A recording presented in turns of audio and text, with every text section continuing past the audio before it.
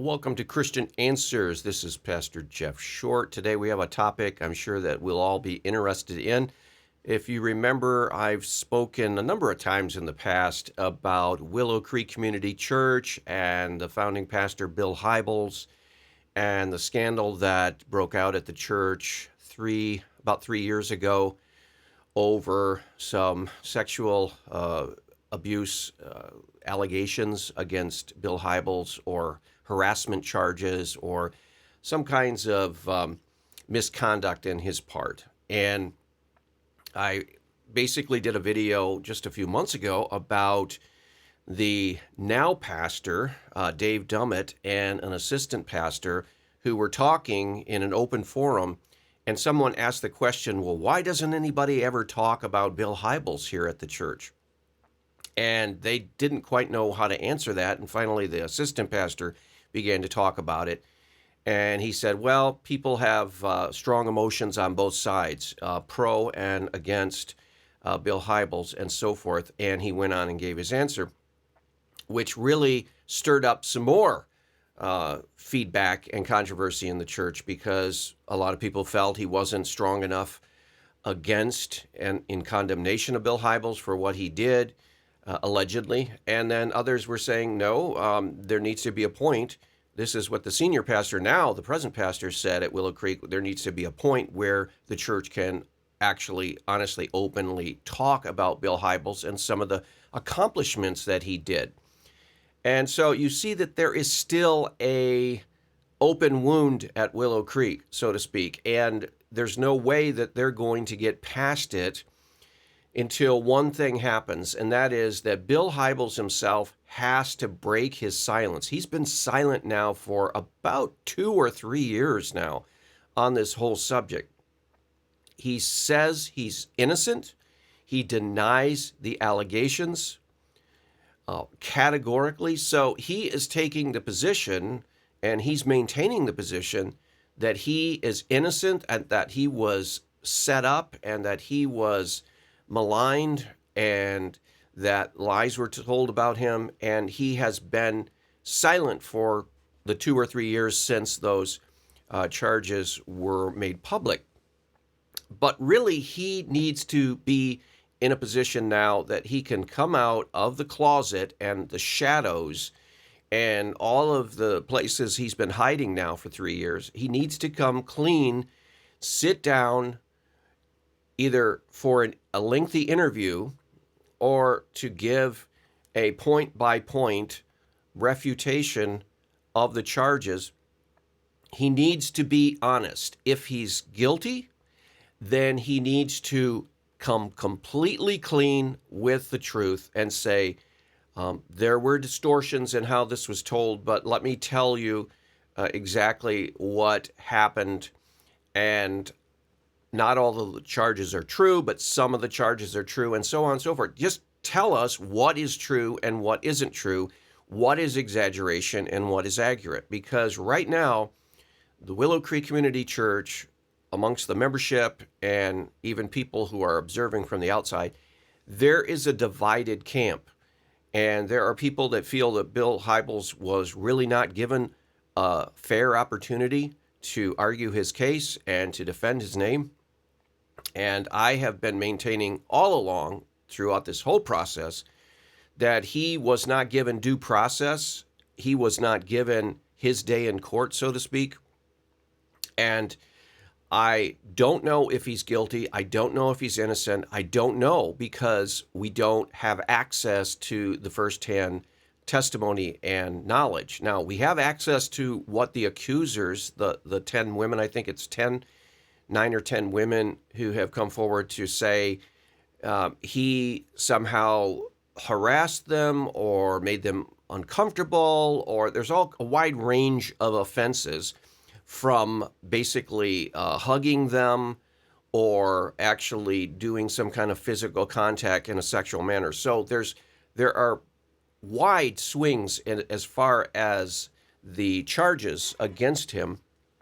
And they're not all of the same type, and they're not all of the same severity. So we need Bill Hybels, after these 2 or 3 years that he's been basically hiding out He's not been speaking publicly. He has not been on television publicly. He has not been writing anything publicly. As far as I know, he's not been on Twitter, and he's not been on Facebook. He doesn't have a YouTube channel. He doesn't have any communication means, and he's not saying anything about the whole situation other than what he said 2 or 3 years ago initially, which is he denies the charges. And he really needs to, for the sake of that church, Willow Creek Community Church, and for the sake of the wider Christian community in the United States and around the world, let's not forget that this man was one of the top 3 or 4 evangelical leaders as far as influence in the Western world for decades. If you go to the library or the bookshelf of almost any church or any pastor study, you will probably find at least one Bill Hybels book on the shelf. That is no wild exaggeration. That is a reality. I can almost guarantee you, if I go into the study of a pastor's office, look on the bookshelf, there's going to be at least one book, oftentimes 2 or 3 or 4 even, books by Bill Hybels on prayer, on sharing the Christian faith, on the church, on marriage and family. He wrote because he basically took his sermons from Willow Creek and condensed them, rewrote them in book form, and they have been distributed widely all over the United States, all over the Western world, actually all over the world itself. So you're going to find this man's books everywhere on the planet. He had that much influence. And not only that, not this generation, but the past generation of pastors, the boomer pastors, and even some of the Gen X pastors, not only are you going to find books by Bill Hybels on their bookshelf and in the church bookstore, if they have a place where they sell books, still on the shelf, although they may have been taken down. But you're going to find his teaching tapes. Back in the day, a couple decades ago, people passed along these cassette tapes. So instead of DVD or CDs, or even now it's MP4 and YouTube videos, before all that, we passed along cassette tapes. And Bill Hybels was probably one of the, if not the leading cassette tape speakers and teachers out there. So you'll have books by Bill Hybels in the church libraries. You'll have his teaching tapes from all of his sermons because he put out all of his sermons on audio tape, cassette tape, and distributed them. And I'm talking hundreds and thousands, perhaps those might have even reached into the millions. His books sold millions of copies. I know that. And so this man was pretty ubiquitous all across the evangelical Christian world, right up there, and probably even more than, say, like a Rick Warren, who is still popular, and some of the other leading evangelical speakers and leaders and teachers. But this man was a mega influencer in the evangelical world, and yet for the last 3 years, he's been totally silent on these allegations. Now, we can understand why he would want to be out of the limelight. We can understand why he would not want to speak very much, because if he did any of these things that he's being accused of doing, that would be a very shameful thing for him, very intensely embarrassing, because not only was he a best-selling author, and not only did his teaching spread far and wide through cassette tapes, he was the leader of the Willow Creek Leadership Conference, which attracted hundreds of thousands of pastors and church leaders from all over the country and all over the Western world, the English-speaking world.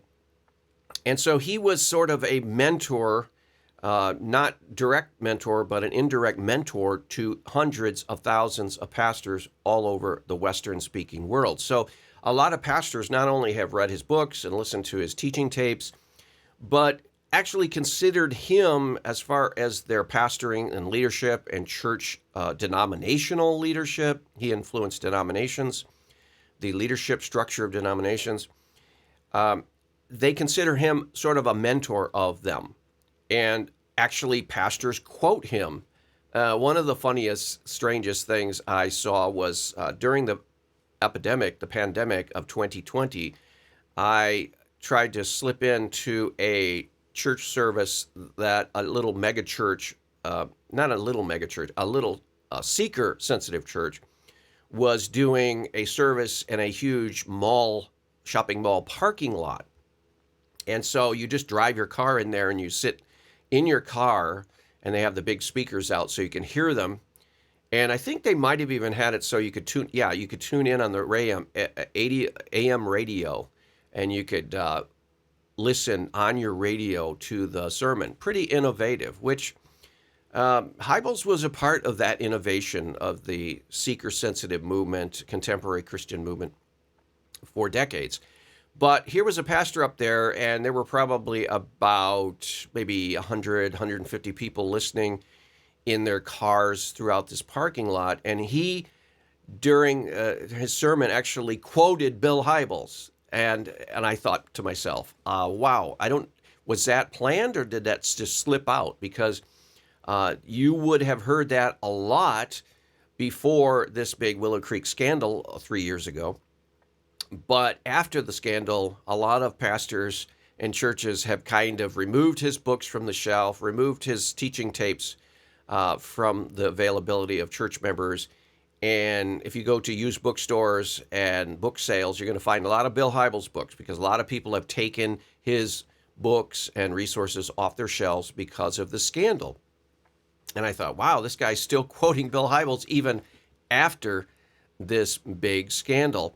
And I noticed that, and I've noticed that over the years, a lot of people quote from Bill Hybels. They have things that they heard at a leadership conference.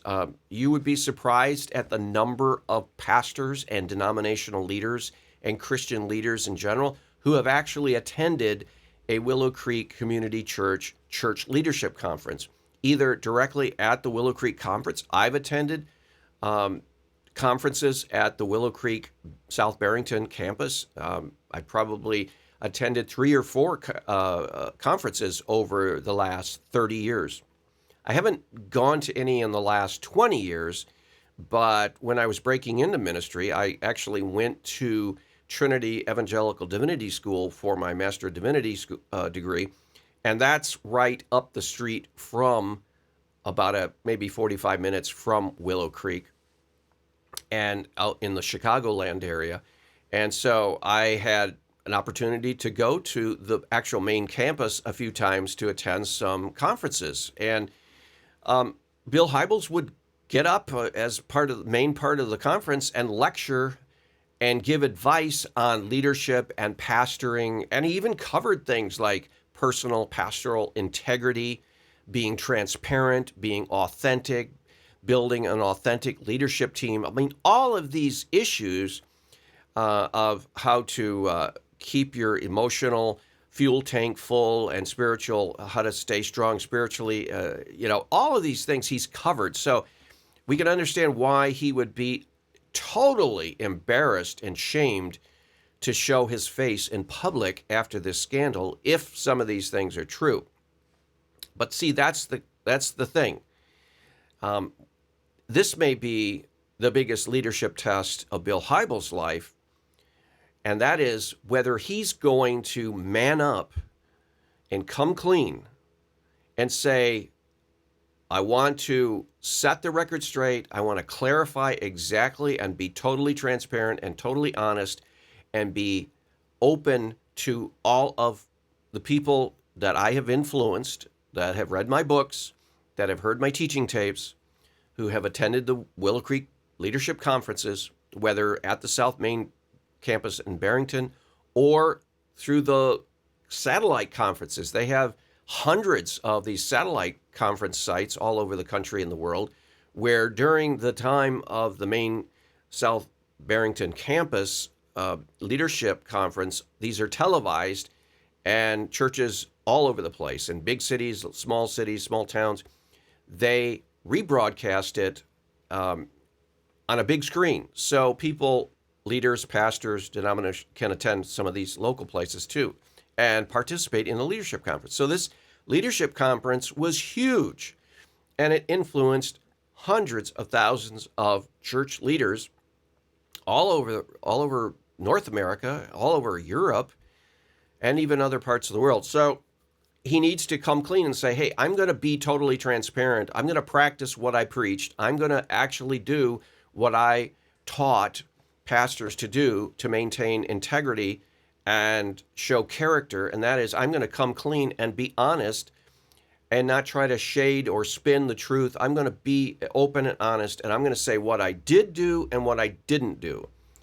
And I'm going to take questions, and I'm going to answer them as honestly as I can. I'm not going to try to evade them. And I want to set the record straight so that the church can move on, and so that Christians who have been influenced by Bill Hybels can move on and model what you do when you've done things wrong, but not all of the things that people have said you've done. So you have to go in there into that messy work, and Bill Hybels needs to do this. This has to happen, because right now, like this Willow Creek dialogue between the present pastor and an assistant pastor that occurred a few months ago, there was in the audience and people who heard this a division. And there were people who felt that Bill Hybels didn't get a fair shake.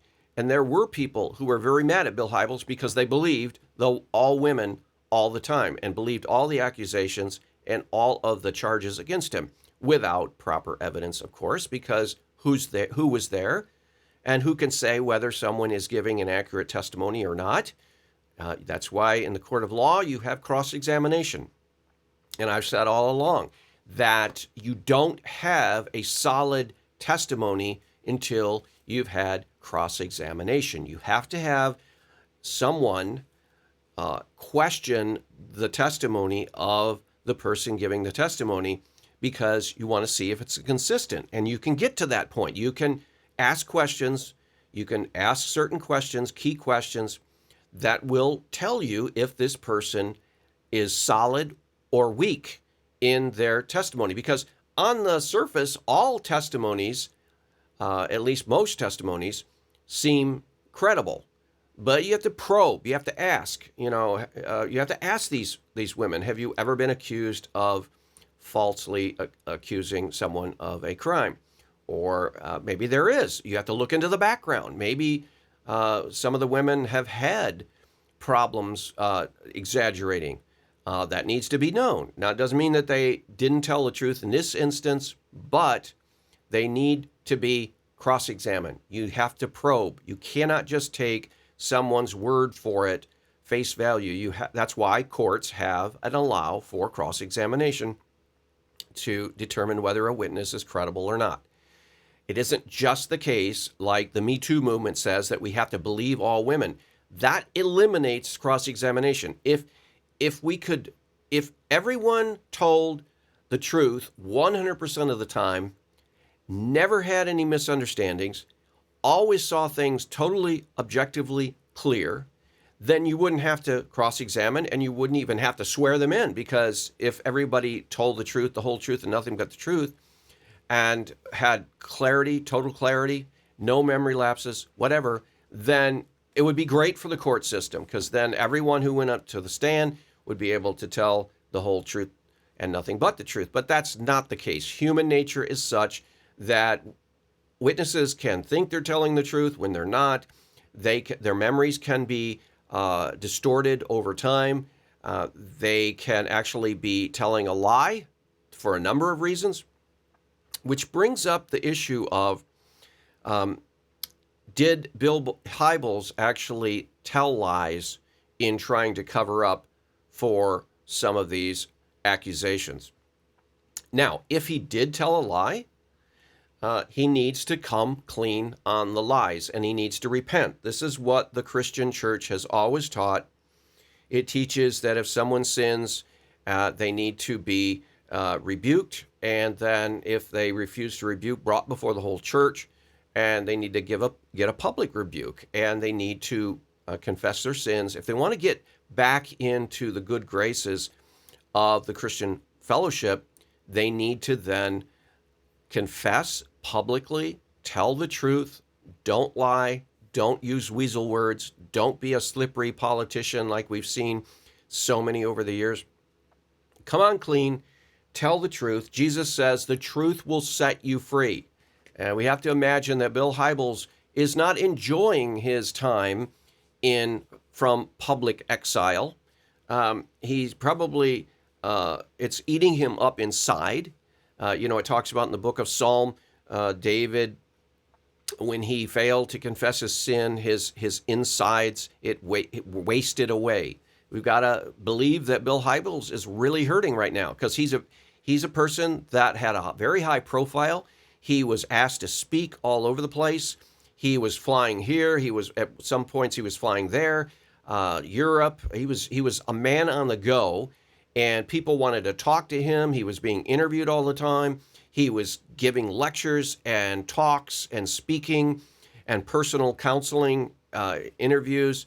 He was a public person, and all of a sudden, all of that stopped, and he has been silent for 2 or 3 years. You got to believe that a person who is used to speaking out and talking and teaching and mentoring and giving advice and being in a public eye, you got to believe that this is really hurting him inside.